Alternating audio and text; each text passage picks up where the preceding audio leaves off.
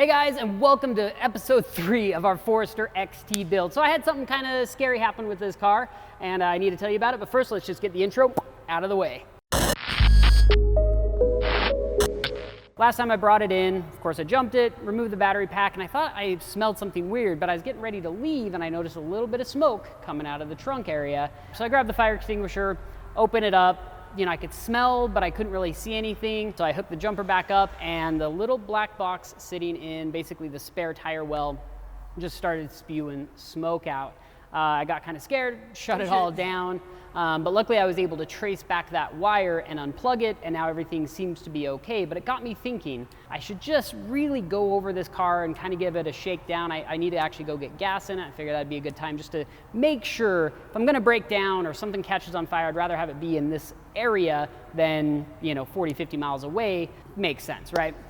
So I think what I'm gonna do on this episode, slight change of plans, I'm sorry, but I think I want to just check the timing belt, maybe do like a compression check, just some pretty basic things, and then we'll go for a fun drive. But originally I wanted to start by us going and, rallying somewhere or something like that, and kind of getting a baseline for this car. But I don't want to break down out in the middle of nowhere. I apologize, but I'm also kind of stoked because we get to work on the car some more. And so let's get started. All right, first, I think I want to check the timing belt. Basically, I'm just going to look for, if it's like completely frayed, if I'm driving somewhere, if it's like on its very last legs, that'll obviously change what we're going to do. So let's go ahead and check it out.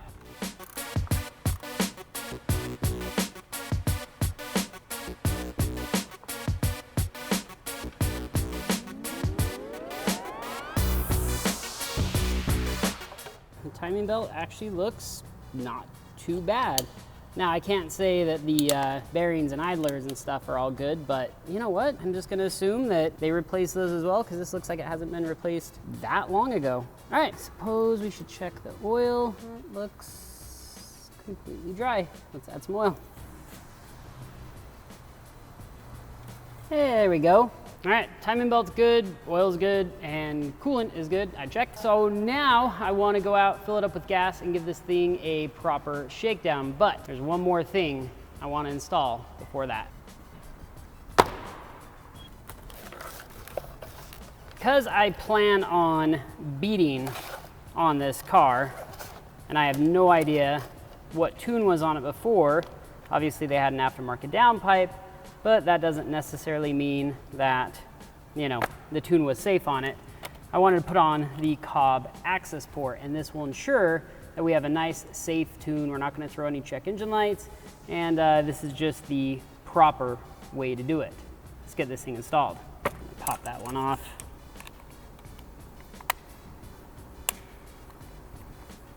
Much better. So if you've never installed an access port, it's literally like the easiest thing in the world. So it includes this OBD2 cable. Pop that in, take that end, plug them together. Now we turn on the car and install. So we're gonna install it. And we're stage 2 because we have a downpipe and we are 91 octane here. Just gonna select that. Done. That is my least favorite thing to do. Okay.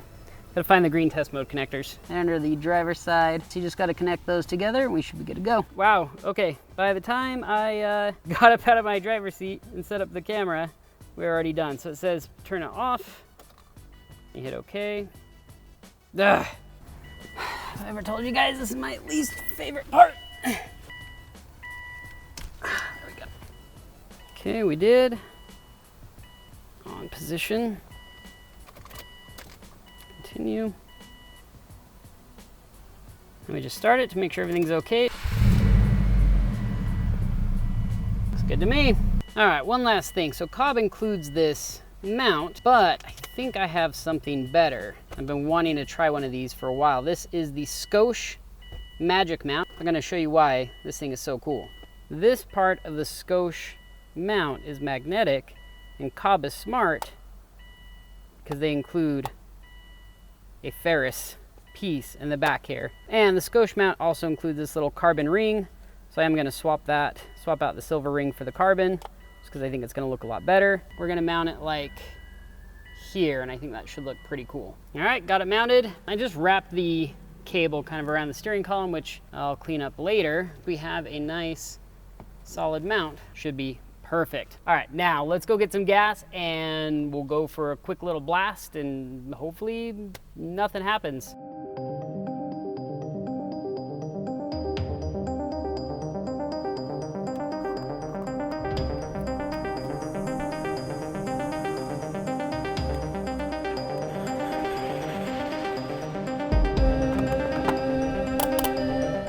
She's a little bit smoky, but let's go hammer on her. Second gear, go. Oh, misfire. That's not good. And a check engine light. Oh, great. And when I went wide open in second, it just hesitated like crazy and started flashing the check engine light. So we're gonna figure out what it is with the access port. Cylinder 3 misfire, misfire, misfire. I think we've got a misfire. I'm back at the shop, but I'm gonna head home for the night just because I've already stayed late and only had a little bit of time to work on the car today. So tomorrow, first thing, we'll get started tackling this misfire issue. All right, guys, I'm back. So we're gonna do spark plugs, compression check. If I have time, maybe a boost leak test. Let's get dirty.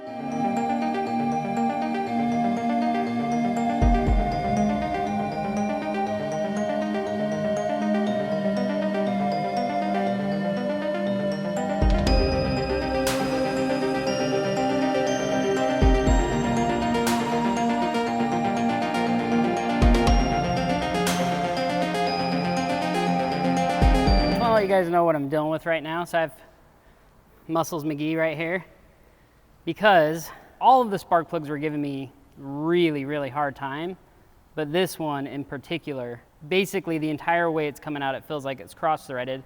Now the other ones felt like that too, they just weren't quite as bad, but somebody used like pipe sealant, it's not gonna focus, but someone used pipe sealant on these threads and basically just locked these spark plugs in there. We're having to get creative with like adapters and using a little 1/4-inch wrench, and look at that flex.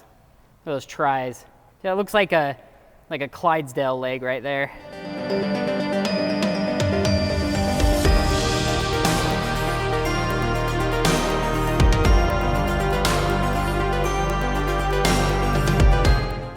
The old spark plugs, these auto lights, definitely would not recommend them. But we've got some nice NGK iridiums that are going in there. Let's do the compression check and we'll write the numbers down here. And of course this is a bone cold engine, so I'm not really looking for peak numbers as much as I'm looking just for a massive difference between the different cylinders. So let's do that. Compression didn't look too bad, and remember this is a bone cold engine with 220 something thousand miles on it. So I feel pretty good. I think we're just gonna throw the new plugs back in and get everything assembled.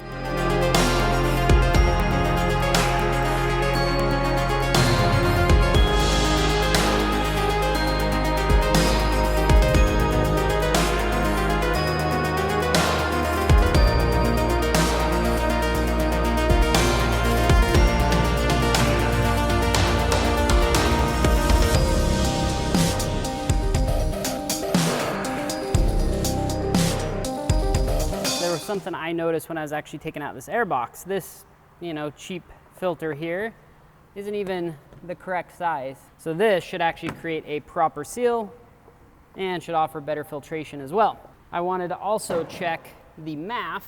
I'm guessing it's gonna be quite dirty. Okay.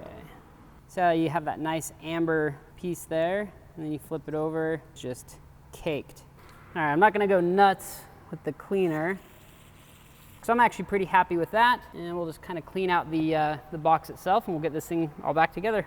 Now let's take it for a test drive and see if we fixed any of the issues. And here we go.